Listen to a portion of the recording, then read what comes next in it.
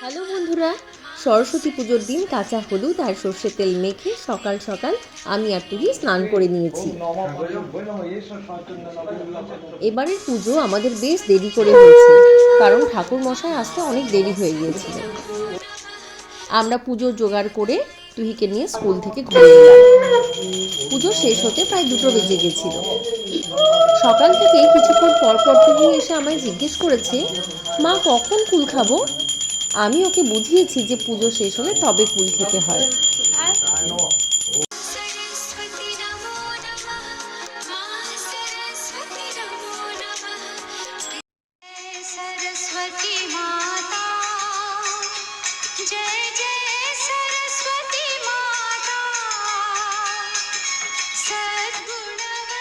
দেখেছো, মেয়েরা তর সইল না, পুজো শেষ হতেই কুল মুখে দিয়ে তবে সে শান্ত হলো।